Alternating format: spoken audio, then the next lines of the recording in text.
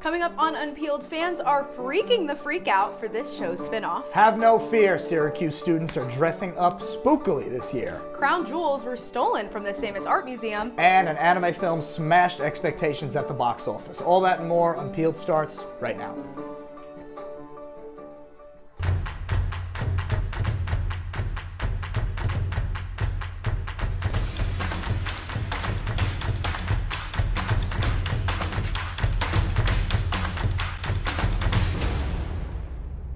Welcome to the Unpeeled Halloween Spooktacular. I am Isabella Galan as Morticia Adams. And I'm Rob Gabrik as Gomez Adams. We twirl our way to New York City for this special performance.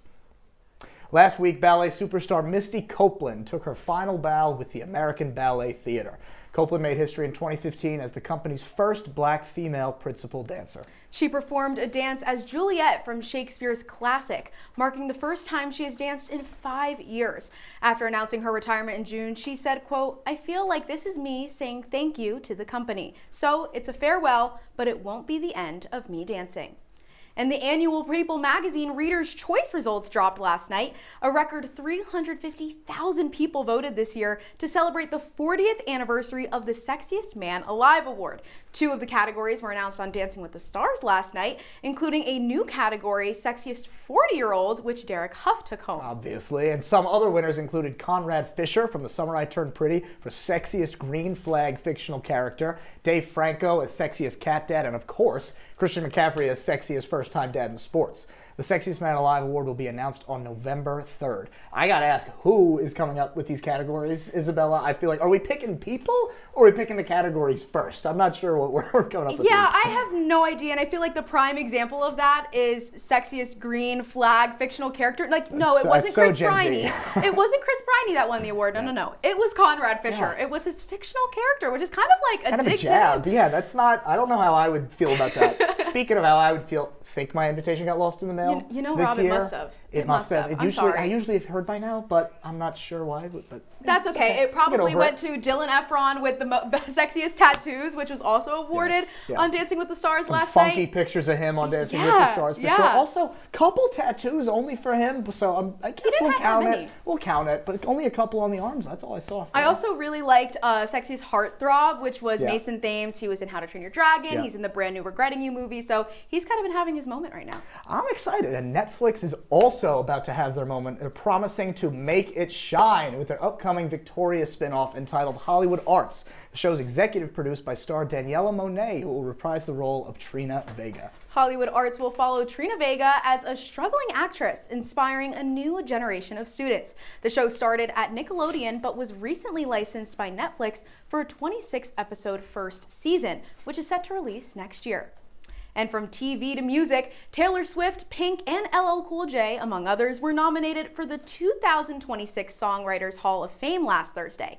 13 performing and 14 non-performing songwriters were nominated this year, but getting selected is not an easy task. A songwriter must wait 20 years after their first commercial release of a song in order to be considered. Now, Taylor Swift could make history, which is something she knows all too well about. If selected, she would be the first person to be awarded the Hal David Starlight Award, an honor given to young songwriters. Voting ends December 4th, with winners being announced early next year. Now, Isabella, a lot of people up my alley on here, but not some of my favorite people. Definitely people I love. Jerry Bunnell and Dewey Bunny of America. Gonna go see them this weekend at the On Center. Oh, awesome. I can't wait. I mean, come on now. Sorry, Hollow Weekend. We're on to some music now. Richard Carpenter of the Carpenters. He and his sister Karen Carpenter. Love to see them getting their flowers. Great 60s, 70s vocal duo. And then Gene Simmons and Paul Stanley of Kiss. Obviously, Kiss has been in the news with the passing of Ace Frehley recently. But obviously, love to see my people getting their flowers. But like we said, Taylor Swift and a couple younger artists on here too. Yeah, and I mean, definitely we're seeing a lot less of younger artists because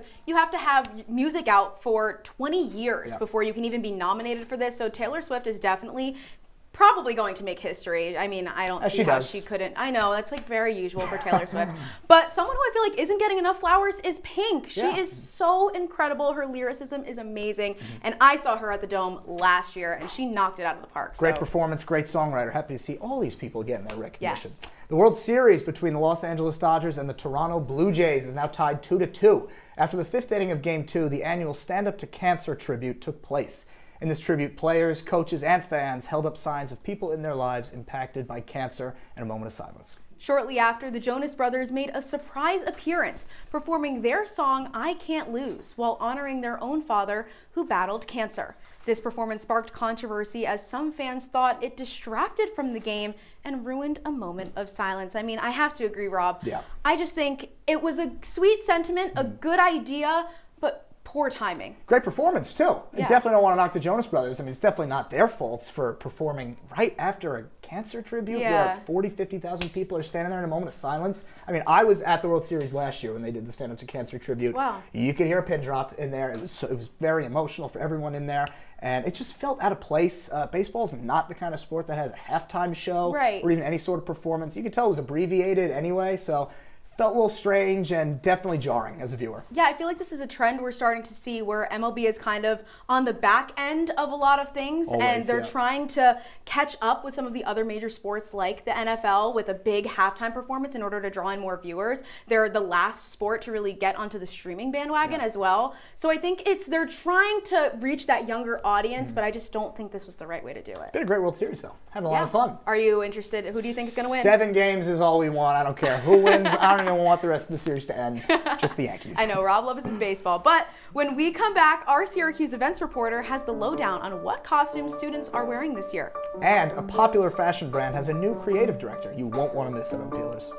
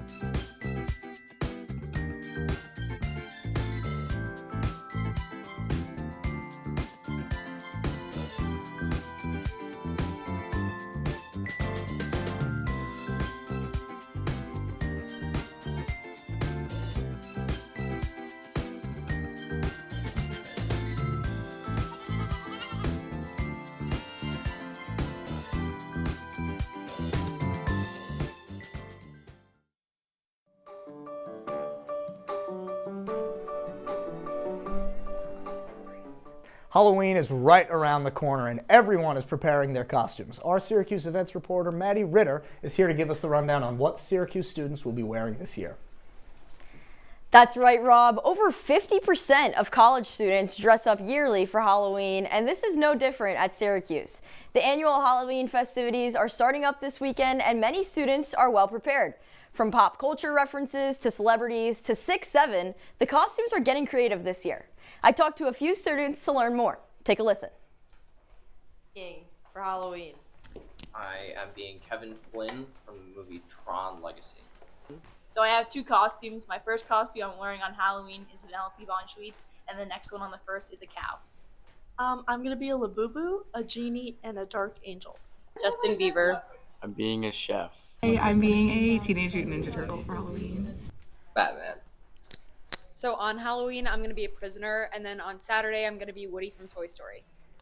Now, what kind of researcher would I be if I didn't show you my data? So what I did here was I surveyed a few more students than you saw in the video there, and I collected their results and I put them into 4 different categories. So we had TV show and movie characters, celebrities and music artists, niche references, and then objects. So coming in at number 1, taking up most of our pie chart here, we had TV show and movie characters. 62% of students, including myself, I'm Shrek, if you couldn't tell.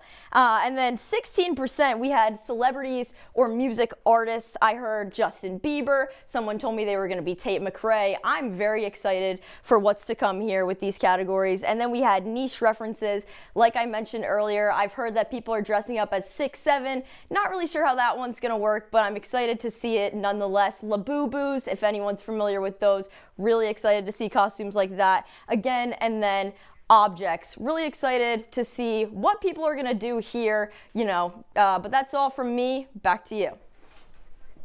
Thanks so much, Maddie. Well, in a bold move from a brand renowned for their tradition, Hermes appointed Grace Wales Bonner as their new creative director of menswear. Our fashion and beauty reporter, Janae Horst, has more. Janae? Thank you, Isabella. Here at Syracuse University, practically everywhere you look, the Adidas Samba is being worn. From the colored platforms, the Wales Bonner collab, and the iconic black and white, the shoe is a staple. The Wales Bonner x Adidas collab especially so. And the designer behind it all, the brand's namesake, has just made history. Grace Wales Bonner made the Samba the 2024's must-have shoe. Now she makes history as that same vision will be pointed toward a different stage, as the creative director of menswear at Hermes. Bonner succeeds Veronique Nishionyo, who was the director for 37 years before stepping down just last week. She becomes the first Black woman to lead a design at a major luxury house. Pierre-Alexis Dumas, the artistic director of Hermes, says, quote, Grace's appetite and curiosity for artistic practice strongly resonates with Hermes's creative mindset and approach. We are at the start of an enriching mutual dialogue. The dialogue is the fashion diaspora that Bonner successfully manages to create with every style. Bonner's fashion inspiration pulls from her African-American heritage as well as her British ancestry. Her brand, Wales Bonner, combines European luxury with an Afro-Atlantic spirit. Originally, the brand solely operated in menswear, but opened up to womenswear in 2018. Bonner says the most important part of her work is her research. She uses a research-based approach for her creations and is recognized throughout the fashion world for it. Her first collection with Hermes will debut in 2027. Grace Wales Bonner isn't just designing clothes, she's making space for stories like hers. I'm your fashion and beauty reporter, Janae Horst. Now back to you, Isabella. Thanks, Janae. When we return, our Broadway reporter is giving us some clues as this show starts its run at the Landmark Theater. Stay tuned, Unpeelers.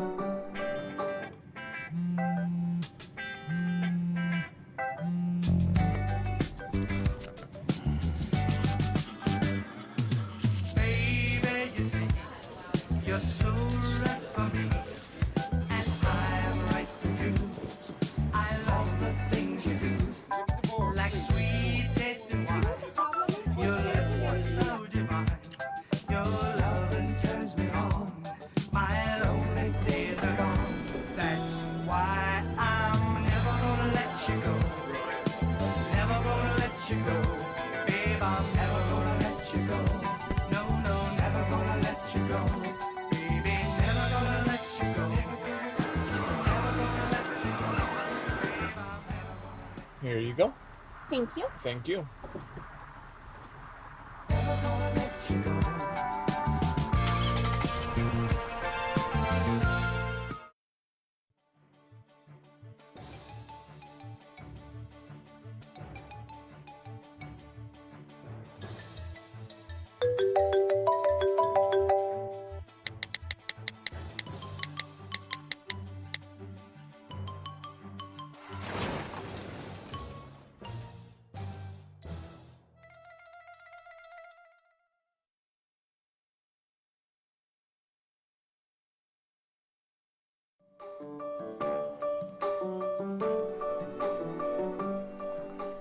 Things are getting mysterious at the Landmark Theater as Clue live on stage begins their run. And I was there last night. It was very, very good. But you know who else is there is our Broadway reporter, Kate Galanti, reporting live from the Landmark to tell us more. Kate? Thank you, Isabella. So kind of staying in the Halloween spirit, I'm here reporting live in front of the gorgeous Landmark Theater here in downtown Syracuse to talk about Clue Live on Stage, which made its Syracuse debut just last night. Clue Live on Stage is inspired by the 1985 board game and movie that we all know and love, with a witty and humorous spin. It features classic characters such as Professor Plum and Colonel Mustard, and of course the actors are using physical comedy to make those characters their own. But what makes this production especially unique is the intricate set design. We have moving set pieces, weapons popping out of hidden areas on the stage, which is very similar to the original layout of the board game. We had the privilege of speaking with the actor that plays Professor Plum in this very production about his feelings regarding the Syracuse stop on the tour. Here's actor Kyle Yampiro to tell us more. Places like this. And we are still in the early goings of the tour, so everything is really fresh. The show is especially zippy. And so I think we're going to be coming in with a lot of really doe-eyed and excited energy to Syracuse. Clue Live on Stage is here until November 1st and runs approximately 80 minutes long with no intermission. It is family friendly, which is targeted towards audiences ages 12 and up. You can buy your tickets on the Landmark website and the Ticketmaster website as well. I'm your Broadway reporter, Kate Galanti. Back to you guys in studio. Did you guys know they were selling hot dogs outside of Landmark Theater? Did anyone know that? I'm not sure about that. I thought that was new. Well, listen, when we think of the Louvre, the grandeur of history and the world's most treasured art, but it's a brazen 7-minute heist that just shattered that image, shaking Paris and the global art world. Our reporters Cami Bremer and Sigourney Bell break down the money, the meaning, and the mystique behind it. Ladies, so great to have you guys here. Really appreciate this. Now, please tell me, Cami, the Louvre is one of the most famous museums in the world. How did this happen, and why does it matter so much for the business side of the art industry? Right, so as you mentioned, it is one of the most famous museums of the world. It's the home of the Mona Lisa.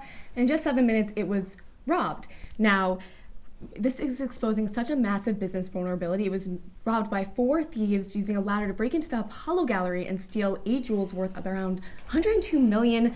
Ooh. Now,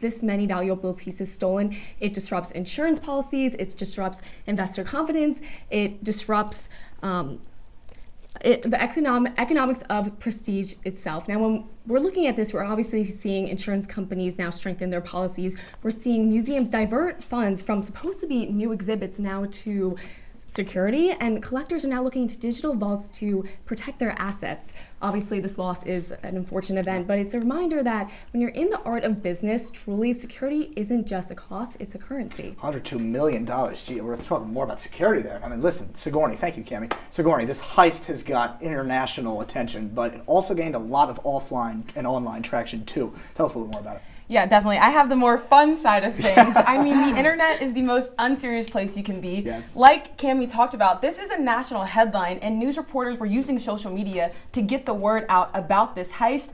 But because Gen Z lives on TikTok, they kind of took the joke and ran with it. I mean, we have people dressing up as the Louvre robbers. As you can see, my costume. I've got the construction on. People are standing outside the Louvre talking about they're doing hauls, pulling out the jewels as if they were the robbers themselves. And they're kind of all relating this to like, now you see me, now you don't promo for the new spy movie coming out. Basically, it's one big joke to the pop culture country right now. Listen, thank you guys. It was great being here with you guys. Thanks, Sigourney. When Unpeeled returns, musicians are bringing back vinyls, but is it helping or hurting? Find out more when we come back, Unpeelers.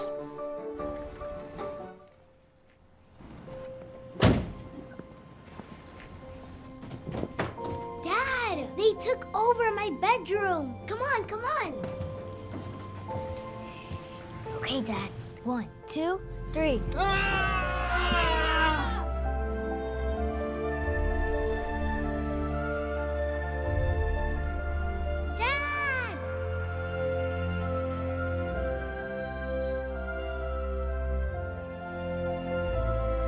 You saved me. Dad? Are you okay? I'm fine, dear.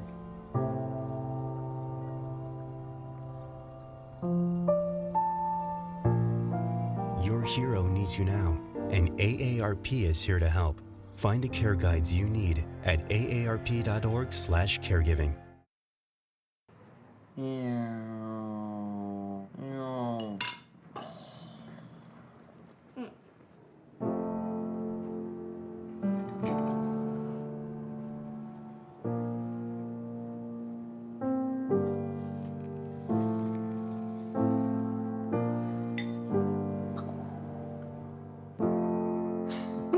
Visit aarp.org/caregiving for information on how to provide even better care for the person who wants to care of you.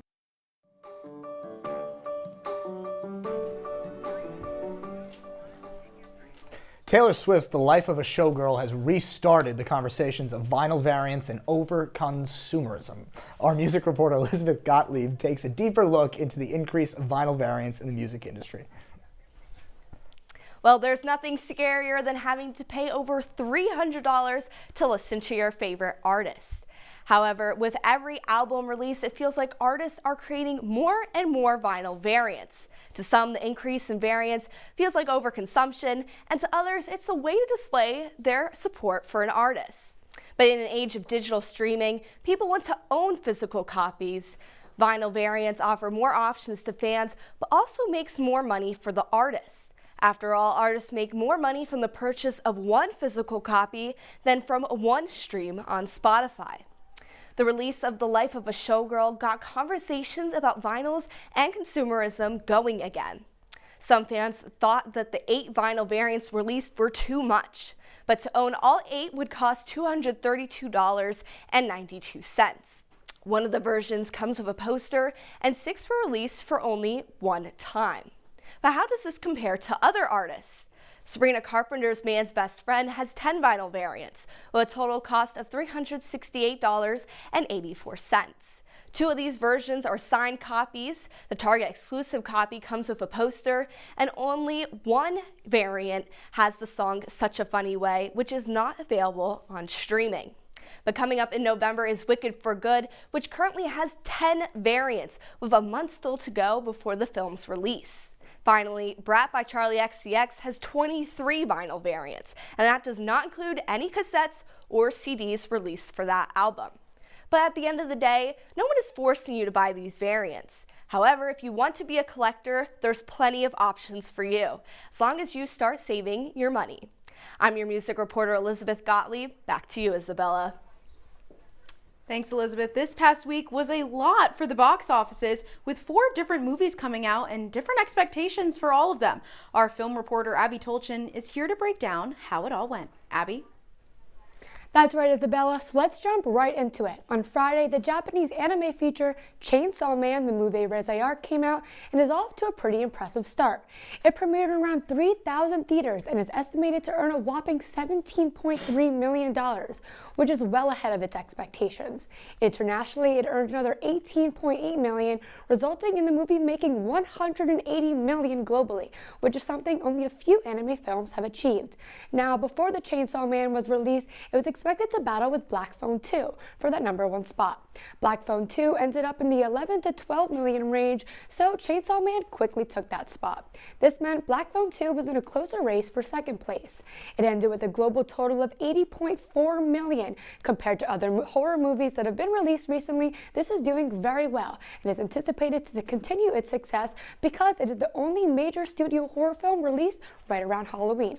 Now, Regretting You, which is the second book adaptation of Colleen Hoover's, takes a third place spot. It opened to $12.9 million domestically and $22.9 globally. However, this was expected not to do so well, but for Hoover fans like me, they showed up at the theaters. At least 80% of the audience was female, with at least 75 of them being under 35. But these viewers have mixed reviews. In a Dateline article, it describes the movie as 2 very long hours where you'll be wondering what year it is, where you are, and what the hell you're doing there. The film flips back and forth between the present and the main character's teenage years, with almost 3 different plots going on at once that somewhat overlap.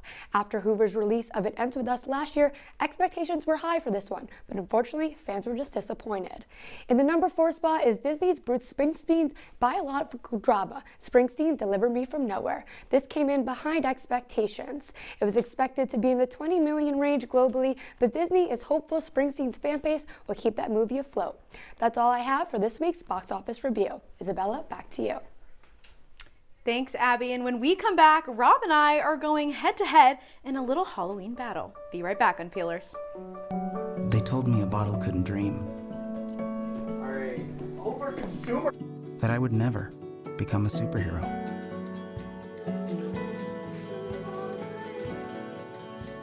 But I learned how to fly. Just to come back in a new disguise. And be the hero that I've always wanted to be.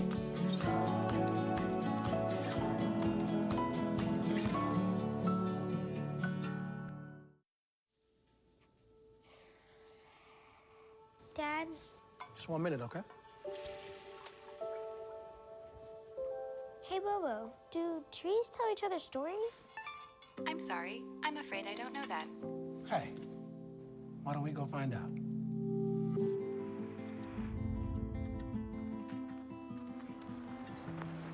Listen. Do clouds take naps?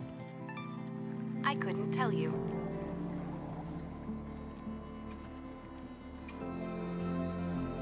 Can birds draw pictures? I don't have an answer for that. Dad, do stars visit their friends? Look!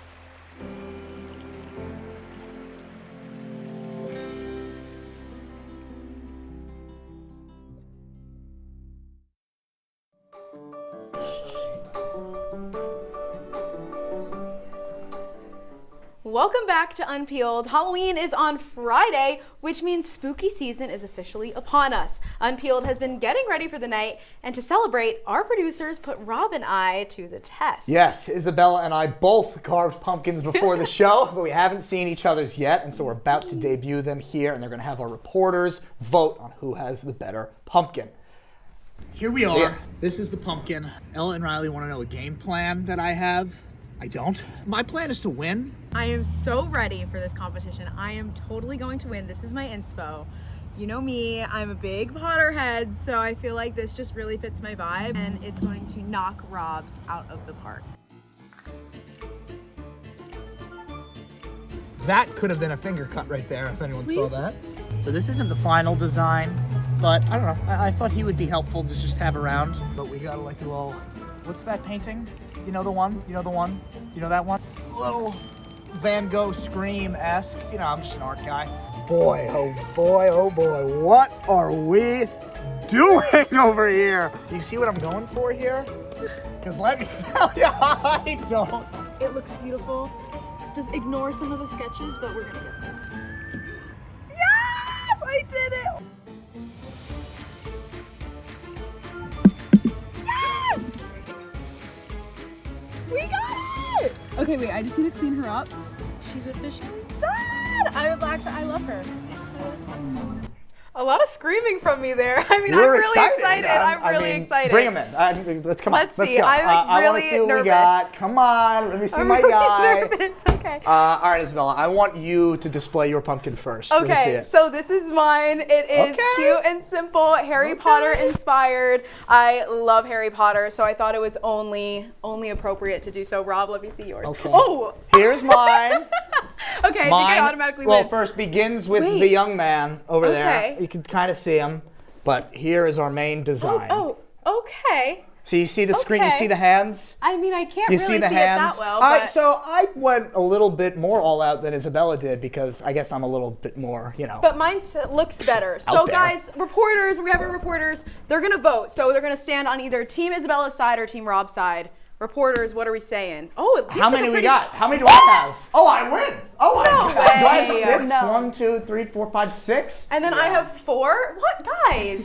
I mean, Sorry, 4 I'm people sorry. who just have no idea about anything about taste over there. I mean, look at Abby Tolchin over there. She just rolled out of bed with that thing on her. I mean, No, my you know what? goodness. I'm still pretty happy with mine. I still think mine just looks a little cleaner. But Yeah, sure. I mean, The contest wasn't about who was cleaner. I think the I contest mean, was yours who's is a good better. idea. I just think execution-wise, mine was a little bit better. But unfortunately, that is all the time that we have for you tonight. Thank you for tuning in, and make sure to follow us on our socials at Unpeeled_Syracuse on Instagram and at CitrusTVE on X. I'm Rob Gabrik. And I'm Isabella Galan. We will see you next Wednesday at 8 p.m. But for now, have a spooky night, Syracuse.